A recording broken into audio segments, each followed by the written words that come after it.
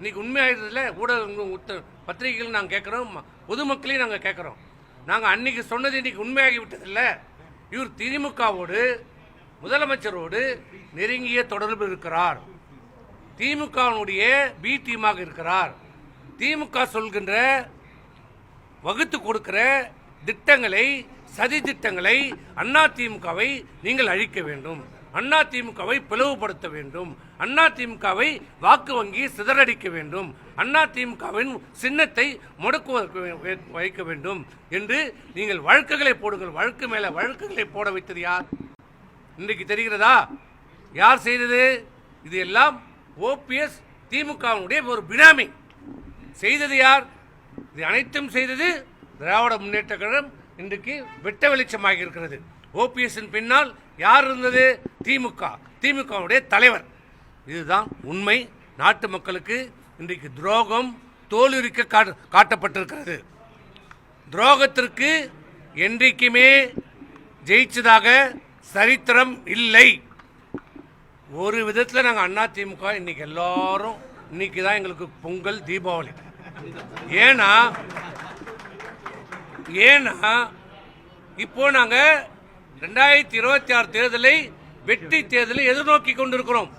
எங்களை கொஞ்சம் நெஞ்சம் பிடிச்சிருந்த சனி இன்னையோட விட்டது.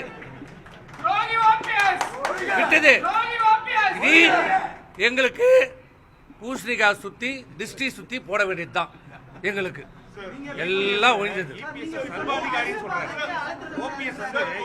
இன்னொன்னு சொல்லியிருக்கிறார் முக்கியமா. இதை நீங்க தான் சொல்லணும். நான் என்னைக்குமே தீய சக்தின்னு சொன்னதில்லை. அதிமுக தொடங்கப்பட்ட 1972 என்னைக்கு தொடங்கப்பட்டதோ, புரட்சித் தலைவர் எம்ஜிஆர்லேருந்து சாதாரண அட்டை வைத்திருக்காத அதிமுக அனுதாபி கூட சொல்கின்ற முதல் வார்த்தை தீய சக்தி, தீய சக்தி, தீய சக்தி. அப்படி நான் தீய சக்தி என்று சொல்லவில்லை என்றால் இவர் யார்? அப்போ இவர் உண்மையான அதிமுக இல்லை. எத்தனை மேடையில், எத்தனை கூட்டத்தில் இவர் சொல்லியிருக்கிறார். இன்றைக்கு அப்பட்டமாக பச்சை பொய்யை இன்றைக்கு சொல்லுகிறார். இதை நீங்க தெரிஞ்சுக்கணும்.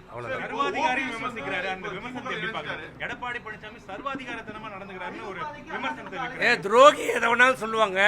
துரோகி சொல்வதற்கெல்லாம் எங்களுக்கு கவலை இல்லை.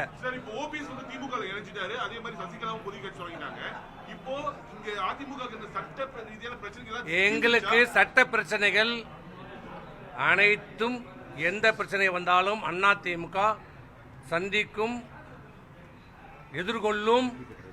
நாங்கள் அதை பற்றி எந்த காலகட்டத்திலும் பயப்பட்டதில்லை, அச்சப்பட்டதில்லை. ஆனால் இவர்கள் போட்ட, ஓபிஎஸ் போட்ட வழக்குகளை நீதிமன்றத்திலே அதற்கான பதில் வரும். தேனி மாவட்டத்தில் அதிமுகவோட கோட்டை இப்போது ஓட்டைன்னு சொல்றாரு ரவீந்திரநாத். அந்த ஓட்டை இவர் துணை முதலமைச்சராக இருந்தார். யாரு? தேனி மாவட்டத்தில் ஓட்டை ஊந்ததுன்னு சொல்றாரு. அந்த தேனி மாவட்டத்தில் தான் இவர் துணை முதலமைச்சராக இருக்கின்ற போது அந்த இடைத்தேர்தல் வந்தது. ஆண்டிப்பட்டியில் அம்மா நின்று வெற்றி பெற்ற, புரட்சி தலைவர் நின்று வெற்றி பெற்ற ஆண்டிப்பட்டி இவர் குடியிருக்கிற ஊர் பெரியகுளம் தொகுதியில் இடைத்தேர்தலில் தோல்வி அடைந்தது. ஓட்ட உண்டுதான்.